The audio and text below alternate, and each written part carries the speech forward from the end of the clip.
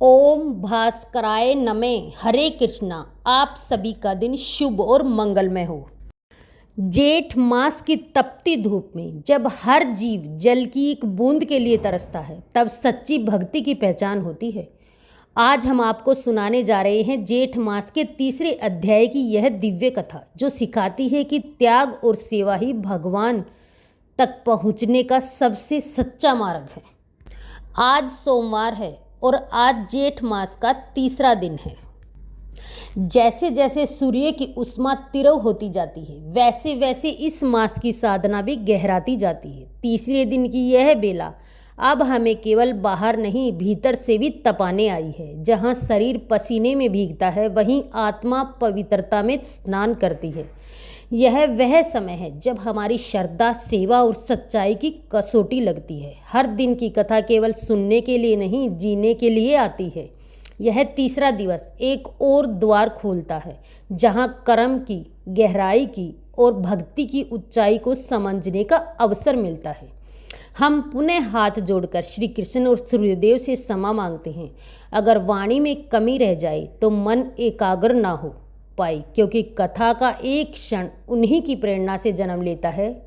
प्रिय श्रोताओं, आज का अध्याय शुरू करने से पहले हम सभी सुनेंगे भगवान भोलेनाथ की कथा, क्योंकि आज सोमवार है। पहले हम भोलेनाथ को मनाते हैं। जय भोलेनाथ। आइए सुनते हैं सोमवार व्रत कथा। अमरपुर नगर में एक धनी व्यापारी रहता था। दूर दूर तक उसका व्यापार फैला हुआ था। नगर में उस व्यापारी का सभी लोग मान सम्मान करते थे। इतना सब कुछ होने पर भी वह व्यापारी अंतर्मन से बहुत दुखी था, क्योंकि उस व्यापारी का कोई पुत्र नहीं था। दिन रात उसे एक ही चिंता सताती रहती, उसकी मृत्यु के बाद उसके इतने बड़े व्यापार और धन संपत्ति को कौन संभालेगा। पुत्र पाने की इच्छा से वह व्यापारी प्रति सोमवार भगवान शिव की पूजा अर्चना करता था। सायंकाल को व्यापारी शिव मंदिर में जाकर भगवान शिव के सामने घी का दीपक जलाया करता था। उस व्यापारी की भक्ति देखकर एक दिन पार्वती ने भगवान शिव से कहा, हे प्राणनाथ, यह व्यापारी आपका सच्चा भगत है। कितने दिनों से यह सोमवार का व्रत और पूजा नियमित कर रहा है। भगवान, आप इस व्यापारी की मनोकामना अवश्य पूर्ण करें। भगवान शिव ने मुस्कुराते हुए कहा, हे पार्वती, इस संसार में सबको उसके कर्म के अनुसार फल की प्राप्ति होती है। प्राणी जैसा कर्म करते हैं, उन्हें वैसा ही फल प्राप्त होता है। उसके बावजूद पार्वती जी नहीं मानी। उन्होंने आग्रह करते हुए कहा, नहीं प्राणनाथ, आपको इस व्यापारी की इच्छा पूरी करनी होगी। यह आपका अनन्य भगत है। प्रति सोमवार आपका व्रत और पूजन करता है और पूजा अर्चना के बाद आपको भोग लगाकर एक समय भोजन ग्रहण करता है। आपको इसे पुत्र प्राप्ति का वरदान देना ही होगा। पार्वती जी का इतना आग्रह देखकर भगवान शिव ने कहा, तुम्हारे आग्रह पर मैं इस व्यापारी को पुत्र प्राप्ति का वरदान देता हूँ, लेकिन इसका पुत्र 16 वर्ष से अधिक जीवित नहीं रह पाएगा। उसी रात भगवान शिव ने सौपन में उस व्यापारी को दर्शन देकर उसे पुत्र प्राप्ति का वरदान दिया और उसके पुत्र के 16 वर्ष तक जीवित रहने की बात भी बताई। भगवान शिव के वरदान से व्यापारी को खुशी तो हुई, लेकिन पुत्र की अल्पायु की चिंता ने उस खुशी को नष्ट कर दिया। व्यापारी पहले की तरह सोमवार का विधि पूर्वक व्रत करता रहा। कुछ महीने पश्चात उसके घर अति सुंदर पुत्र पैदा हुआ। पुत्र जन्म से व्यापारी के घर में खुशियां भर गई। बहुत धूमधाम से पुत्र जन्म का समारोह मनाया गया। व्यापारी को पुत्र जन्म की अधिक खुशी नहीं हुई, क्योंकि उसे पुत्र की अल्पायु के रहस्य का पता था। यह रहस्य घर में किसी को नहीं मालूम था। विद्वान ब्राह्मणों को उस पुत्र का नाम अमर रखा गया। जब अमर 12 वर्ष का हुआ तो शिक्षा के लिए उसे वाराणसी भेजने का निश्चय हुआ।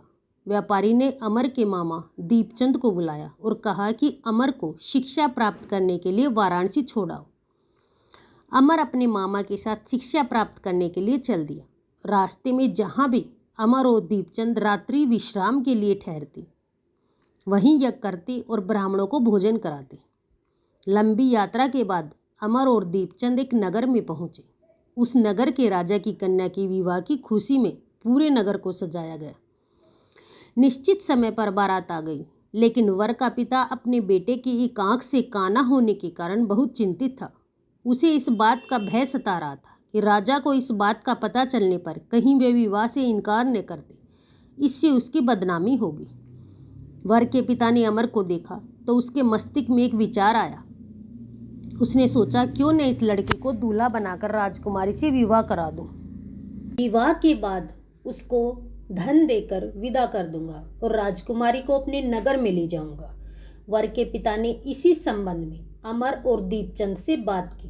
दीपचंद ने धन मिलने के लालच में वर के पिता की बात स्वीकार कर ली। अमर को दूल्हे के वस्त्र पहनाकर राजकुमारी चंद्रिका से विवाह करा दिया गया। राजा ने बहुत सा धन देकर राजकुमारी को विदा किया। अमर जब लौट रहा था तो सच नहीं छिपा सका और उसने राजकुमारी की ओढ़नी पर लिख दिया, राजकुमारी चंद्रिका, तुम्हारा विवाह तो मेरे साथ हुआ था। मैं तो वाराणसी में शिक्षा प्राप्त करने जा रहा हूँ। अब तुम्हें जिस युवक की पत्नी बनना पड़ेगा वह एक आंख से काना है। जब राजकुमारी ने अपनी ओढ़नी पर लिखा हुआ पढ़ा तो उसने काने लड़के के साथ जाने से मना कर दिया।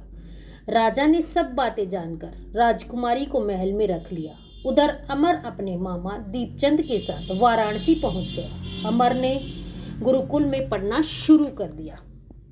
जब अमर की आयु 16 वर्ष पूरी हो गई तो उसने एक यज्ञ किया। यज्ञ की समाप्ति पर ब्राह्मणों को भोजन कराया और खूब अन्न वस्त्र दान किए। रात को अमर अपने शयन कक्ष में सो गया। शिव के वरदान के अनुसार शयन अवस्था में ही अमर के प्राण पखेरु उड़ गए। सूर्योदय पर मामा अमर को मृत देखकर रोने पीटने लगा। आसपास के लोग भी एकत्रित होकर दुख प्रकट करने लगे। मामा के रोने विलाप करने के स्वर स्वीप से गुजरते हुए भगवान शिव और माता पार्वती ने भी सुने। पार्वती जी ने भगवान से कहा, हे प्राणनाथ, मुझसे इसके रोने के स्वर सहन नहीं हो रही, आप इस व्यक्ति के कष्ट अवश्य दूर करें। भगवान शिव ने पार्वती के साथ अदृश्य रूप में समीप जाकर अमर को देखा तो पार्वती से बोले, पार्वती, यह तो उसी व्यापारी का पुत्र है। मैंने इसे 16 वर्ष की आयु का वरदान दिया था। उसकी आयु अब पूरी हो चुकी है। पार्वती ने फिर भगवान शिव से निवेदन किया, हे प्राणनाथ, आप इस लड़के को जीवित करें, नहीं तो इसके माता पिता पुत्र की मृत्यु के कारण रो रो कर अपने प्राणों का त्याग कर देंगे। इस लड़के का पिता तो आपका परम भगत है, बरसों से सोमवार का व्रत करते हुए आपको भोग लगा रहा है। पार्वती के आग्रह करने पर भगवान शिव ने उस लड़के को जीवित होने का वरदान दिया और कुछ ही पल में वह जीवित होकर उठ बैठा। शिक्षा समाप्त करके अमर मामा के साथ अपने नगर की ओर चल दिया। दोनों चलते हुए उसी नगर में पहुंचे जहां अमर का विवाह हुआ था। उस नगर में भी अमर ने यज्ञ का आयोजन किया। समीप से गुजरते हुए नगर के राजा ने यज्ञ का आयोजन देखा। राजा ने अमर को तुरंत पहचान लिया। यज्ञ समाप्त होने पर राजा अमर और उसके मामा को महल में ले गया और कुछ दिन उन्हें महल में रखकर बहुत सा धन वस्त्र देकर राजकुमारी के साथ विदा किया। रास्ते में सुरक्षा के लिए राजा ने बहुत से सैनिकों को भी साथ भेजा। दीपचंद ने नगर में पहुंचते ही एक दूत को घर भेजकर अपने आगमन की सूचना भेजी। अपने बेटे अमर के जीवित वापस लौटने की सूचना से व्यापारी बहुत प्रसन्न हुआ। व्यापारी ने अपनी पत्नी के साथ स्वयं को एक कमरे में बंद कर रखा था। भूखे प्यासे रहकर व्यापारी और अब उसकी पत्नी बेटे की प्रतीक्षा कर रहे थे। उन्होंने प्रतिज्ञा कर रखी थी कि यदि उन्हें अपने बेटे की मृत्यु का समाचार मिला तो दोनों अपने प्राण त्याग देंगे। व्यापारी अपनी पत्नी और मित्रों के साथ नगर के द्वार पहुंचा। अपने बेटे के विवाह का समाचार सुनकर पुत्र वधू राजकुमारी चंद्रिका को देखकर उसकी खुशी का ठिकाना न रहा। उसी रात भगवान शिव ने व्यापारी के सौपन में आकर कहा, हे श्रेष्ठ भगत मेरे, तूने सोमवार के व्रत करने और व्रत कथा सुनने से प्रसन्न होकर तेरे पुत्र को लंबी आयु प्रदान की। व्यापारी बहुत प्रसन्न हुआ। सोमवार का व्रत करने से व्यापारी के घर में खुशियां लौट आई। शास्त्रों में लिखा है कि जो स्त्री पुरुष सोमवार का विधिवत व्रत करते हैं और व्रत कथा सुनते हैं, उनकी सभी इच्छाएं जरूर पूरी होती हैं। जय भोलेनाथ। अब सुनते हैं जेठ मास महात्म्य की तीसरे दिन के अध्याय की कथा। गर्मियों का प्रचंड समय था। जेठ मास अपनी चरम सीमा पर था। सूर्यदेव की तपती किरणें धरती को झुलसा रही थी, नदियां सूखने लगी थी, पेड़ पौधे मुरझा रहे थे और जीव जंतु जल के लिए व्याकुल थे। एक छोटे से गांव में गोपाल नाम का एक साधारण किसान रहता था। उसके पास न धन था न बड़ा घर, लेकिन उसके हृदय में भगवान विष्णु के प्रति अटूट श्रद्धा थी। हर वर्ष की तरह इस बार भी जब जेठ मास आया तो गोपाल ने निश्चय किया, मैं इस बार पूरे नियम से जेठ मास का पालन करूंगा और अधिक से अधिक जलदान करूंगा। उसकी पत्नी ने चिंता से कहा, हमारे पास खुद पीने के लिए पानी कम है, तुम दूसरों को कैसे जलदान करोगे? गोपाल मुस्कुराया और बोला, देने वाले तो भगवान हैं, हम तो बस माध्यम हैं। अगले ही दिन से गोपाल ने अपने घर के बाहर एक छोटा सा मटका रखा और उसमें पानी भरकर राहगीरों के लिए रख दिया। धीरे धीरे उसने पास में एक छोटा छायादार स्थान भी बना दिया। दूर दूर से आने वाले लोग, प्यासे यात्री और जानवर उस मटके से पानी पीकर अपनी प्यास बुझाते और मन ही मन गोपाल को आशीर्वाद देते। एक दिन एक वृद्ध साधु वहां आई। उनका शरीर तपती धूप से जल रहा था और वे बहुत प्यासे थे। गोपाल ने तुरंत उसे ठंडा जल पिलाया और उसके चरण धोए। साधु ने प्रसन्न होकर कहा, वत्स, तुम्हारी ये सेवा व्यर्थ नहीं जाएगी। भगवान विष्णु स्वयं तुम्हारी परीक्षा लेने आए वाले हैं। कुछ दिनों बाद गांव में भयंकर सूखा पड़ गया। कुएं सूख गए, तालाब खाली हो गए और लोगों के पास पानी पीने तक नहीं बचा। गोपाल के घर में भी अब सिर्फ एक ही घड़ा पानी बचा था। तभी एक दिन एक अजनबी ब्राह्मण उसके द्वार पर आया और बोला, वत्स, मैं बहुत प्यासा हूँ, क्या मुझे थोड़ा जल मिल सकता है? गोपाल के सामने कठिन स्थिति थी। एक तरफ उसका परिवार, दूसरी तरफ एक प्यासा अतिथि। कुछ पल के लिए वह रुका, फिर बिना सोचे समझे उसने पूरा घड़ा उस ब्राह्मण को दे दिया। उसकी पत्नी और बच्चे हैरान रह गए, लेकिन गोपाल के चेहरे पर संतोष था। जैसे ही ब्राह्मण ने जल पिया, अचानक उसका रूप बदलने लगा। तेज प्रकाश फैल गया और वहां भगवान विष्णु अपने दिव्य स्वरूप में प्रकट हो गए। गोपाल और उसका परिवार आश्चर्यचकित रहकर उसके चरणों में गिर पड़े। भगवान विष्णु बोले, हे भक्त, तुमने अपनी अंतिम बूंद भी दान कर दी, बिना किसी स्वार्थ के। यही सच्ची भक्ति है। उन्होंने आशीर्वाद दिया, तुम्हारे घर में कभी अन्न और जल की कमी नहीं होगी और मृत्यु के बाद तुम्हें बैकुंठ लोक प्राप्त होगा। भगवान के आशीर्वाद से उसी क्षण आकाश में बादल छाए और तेज वर्षा होने लगी। सूखी धरती हरी भरी हो गई। गांव में फिर से जीवन लौट आया। गोपाल का छोटा सा घर अब सुख, शांति और समृद्धि से भर गया। जेठ मास में जल दान करने से बड़ा पुण्य कोई नहीं है। सच्ची भक्ति वही है जिसमें स्वार्थ नहीं हो। भगवान अपने भगत की परीक्षा जरूर लेते हैं, लेकिन अंत में उसे फल भी देते हैं। बोलिए जय श्री हरि। जेठ मास की एक और कथा सुनते हैं। जेठ मास की तपती दोपहर, सूर्य की किरणें मानो अग्नि बरसा रही थी। धरती तपकर अंगार बन चुकी थी। एक विशाल राज्य में राजा वीरेंद्र नाम का राजा राज्य करता था। धन, वैभव, सेना सब कुछ था उसके पास, पर एक कमी थी, अहंकार। राजा को अपनी शक्ति और धन पर बहुत घमंड था। वह कहता, राजा अहंकारी सवर, इस दुनिया में ऐसा कौन है जो मेरी इच्छा पूरी न कर सके। एक दिन जेठ मास की दोपहर में राजा शिकार पर निकला। घने जंगल में भटक रहा था। प्यास से उसका गला सूखने लगा।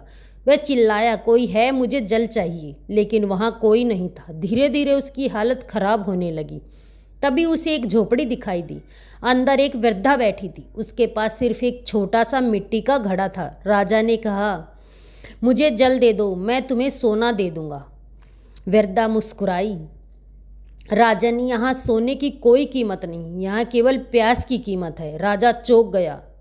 बूढ़ी माई ने कहा, यह घड़ा पूरे दिन के लिए अगर मैं तुम्हें दे दूँ तो शाम तक मैं खुद प्यास से मर सकती हूँ। राजा पहली बार जीवन में चुप हो गया। उसने कभी सोचा ही नहीं था कि एक घड़ा जल भी इतना मूल्यवान हो सकता है। राजा के मन में संघर्ष शुरू हुआ, क्या मैं अपनी जान बचा सकता हूँ या नहीं। वृद्धा बोली। कुछ पल बाद राजा ने सिर झुका लिया। राजा, माता, यह जल आप ही रखिए। आप मुझे समझ आ गया कि असली धन क्या है। जैसे ही राजा यह कहता है, वृद्धा अचानक तेज प्रकाश में बदल जाती है। वह कोई साधारण वृद्धा नहीं, इसमें माता लक्ष्मी थी। माता लक्ष्मी ने कहा, राजन, आज तुम्हारा अहंकार समाप्त हुआ। जेठ मास में जो जल का महत्व समझ लेता है वही सच्चा धनवान होता है। राजा रो पड़ा। उस दिन के बाद राजा वीरेंद्र पूरी तरह से बदल गया। उसने अपने राज्य में हर जगह जल के कुआं, प्याऊ और वृक्ष लगवाए और आदेश दिया, जेठ मास में कोई भी प्यासा नहीं रहना चाहिए। यह कथा हमें संदेश देती है कि जेठ मास में जल ही सबसे बड़ा धन है। अहंकार इंसान को अंधा बना देता है। सच्ची भक्ति वही है जो दूसरों के कष्ट को समझे। सूर्य देव की आरती। ओम जय सूर्य भगवान, जय हो दिनकर भगवान। जगत के नेत्र स्वरूपा, तुम हो गुण स्वरूपा, धरत सभी तब ध्यान। ओम जय सूर्य भगवान। सारथी अरुण है प्रभु तुम, सवेत कमल धारी, तुम चार भुजाधारी। असवह सात तुम्हारे, कोटि किरण पसारे, तुम हो देव महान। ओम जय सूर्य भगवान। उषा काल में जब तुम उदय चले आते, सब तब दर्शन पाते, फैलाते उजियारा, जागता तब जग सारा, करें सब तब गुणगान। ओम जय सूर्य भगवान। संध्या में भुवनेश्वर अस्ताचल जाते, गोधन तब घर आते, गोधुल बेला में हर घर हर आंगन में, हो तब महिमा गान। ओम जय सूर्य भगवान। देव दनुज नर नारी, ऋषि मुनिवर भजते, आदित्य हर्द जपते, स्तोत्र ये मंगलकारी, इसकी है रचना न्यारी, दे नव जीवन दान। ओम जय सूर्य भगवान।